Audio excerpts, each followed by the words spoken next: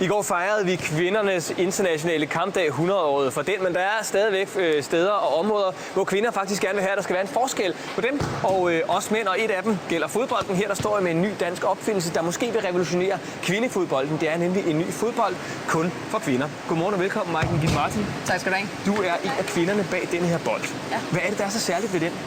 Altså, den er mindre, og den vejer mindre, og den er lidt mere mættet i materialerne.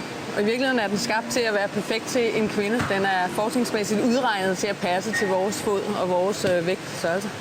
Ja, og hvorfor er det, den er det? Altså, hvorfor er det ikke fint nok? Fordi fodbold er jo en sport, der er ens for mænd og kvinder. Hvorfor er det ikke nok at have den samme bold? Altså, man kan sige, vi er mindre i fysikken, så derfor giver det mening på samme måde, som man har gjort i håndbold og basketball, hvor man jo også har tilpasset en bold til kvinder. Så har man bare ikke gjort det i fodbold lige nu, og det gør vi så nu. Og hvad er det kommer til at betyde? For man kan sige, at den her bold, den er endnu ikke godkendt på international plan. Det vender vi tilbage til om lidt. Den bliver brugt på dispensation af DBU i Danmark lige pt. Ja. Hvad er det, den betyder for spillet? Altså, den gør det hurtigere. Det er klart sjovere for spillerne at spille. De ser bedre ud. Altså, de kan sparke længere og hurtigere. Hele bevægelsesspillet bliver hurtigere. Pasningerne bliver hurtigere. Så hurtigere og mere attraktivt. Og så vil jeg så også sige meget mere sikkert spil. Altså, en mindre bold, færre skader. Ja, og det her, det er jo ikke sådan en bold, som man bare tænker, nå jo, altså det ligner en fodbold, den er fuldkommen ligesom alle de andre, den er bare lidt mindre. Det har faktisk taget enormt lang tid at finde ud af præcis, hvordan den skulle se ud, hvordan den skulle være i materialerne, hvordan den skulle flyve i luften. Hvad er det for noget arbejde, der ligger bag det her? Altså, det ligger jo flere års forskningsarbejde bag det, og snak med et hav af spillere i alle aldre på forskellige niveauer for at finde ud af, hvad der egentlig skulle til. Og så er det meget, kan man sige, udregningsmæssigt, hvor langt er vores skinneben, hvor langt er vores fod, og altså så meget mekanisk regnet ud på den måde også, ikke? Og der står jo altså 2 kvinder hernede, som er i fuld gang med at prøve den, og som faktisk også har prøvet den sådan på deres egne kroppe. Og den ene, det er tidligere landsholdsspiller, du står herovre og taler med Tanne. Får du gode tips, Peter? Ja, jeg får lidt tips af det her rammer, for eksempel. Bettina, du er tidligere landsholdsspiller. Godmorgen og velkommen. Og også godmorgen og velkommen til dig, Nina. Du er måske kommende landsholdsspiller. Måske. Bettina, du har jo altså spillet landsholdsfodbold med den her, som vi alle sammen kender, nemlig en klassisk femmerfodbold. Hvordan er forskellen fra den her og så til den her? Ja, så der er jo tydelig forskel på både vægt og størrelse, og man kan sagtens mærke det, når man spiller med den. Vi kan få meget mere fart på den her, hvilket gør, at spilmulighederne, der bliver mange flere. Man kan lægge en pasning fra kant til modsat bak. Man kan afslutte længere udefra. Så vi får mere fart i spillet, som vil gøre det mere attraktivt, både for os spillere, men også for dem, der ser på, tror jeg. Så. Og Nina, du er 16 år, og du har været plaget af skader, ligesom rigtig mange andre kvindelige fodboldspillere igennem din karriere, og du er en af de bedste her i landet, og alligevel så har der været risiko for, at vi ville miste dig, inden du faktisk blev så god, at du kunne nå at komme på landsholdet på grund af skader. Og det er på grund af den der store bold. Hvorfor er det, at den giver dig og dine kollegaer skader? Jamen, den er jo bare for tung. Den passer ikke til kvinders bygning. Man kan ikke, hvis man spiller, kan man ikke skyde lige så langt med den.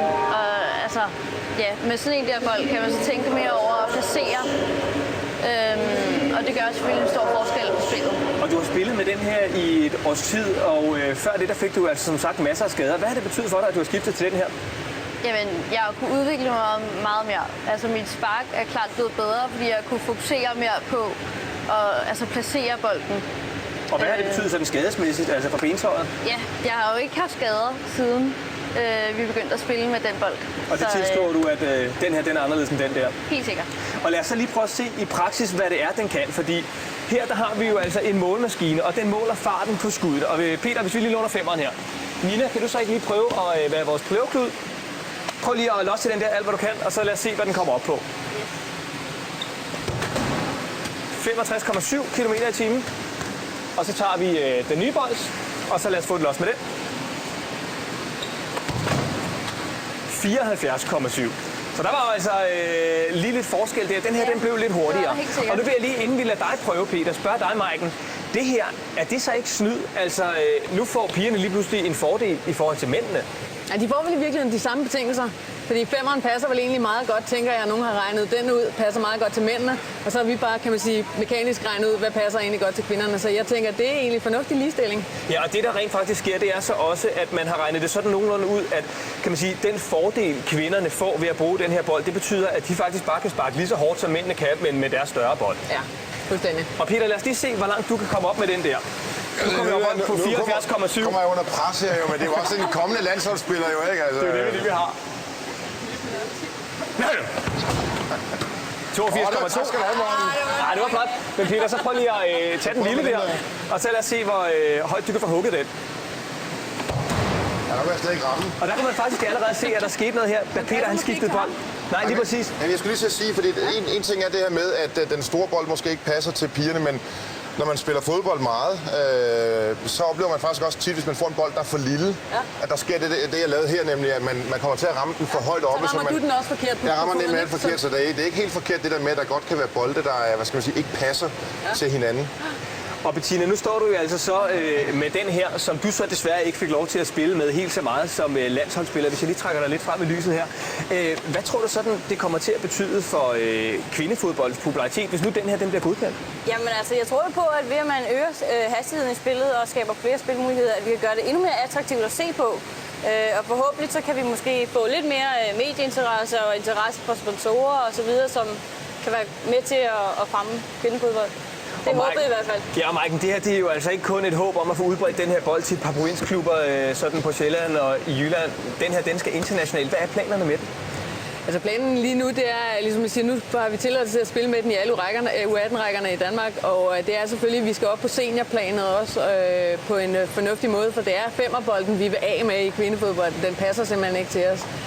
Og så har vi snakket med det skotske og det svenske og det norske og det tyske fodboldforbund, og har nogle snakke rundt omkring i forhold til, hvordan vi får implementeret bolden rundt i deres forbund. Og så har vi haft den første rigtig seriøse, fine snak med FIFA, som viser sig at være mindre pamperagtig, tror jeg, end jeg havde forventet. Meget progressiv faktisk i hele den der snak om en bold til kvinder. Ja, så kan det jo altså være, at den her den kommer til at ligge på pletten, når der bliver spillet VM for kvinder. Tusind tak for besøget, og held og lykke med det. Og Bettina, vi skal også lige se en tidligere landsholdsspiller når til. Kan vi ikke det?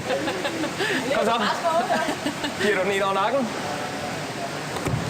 Og så slukker vi kameraet, så skyder jeg nemlig, og imens går vi op til dig, Ida. Sådan, det skal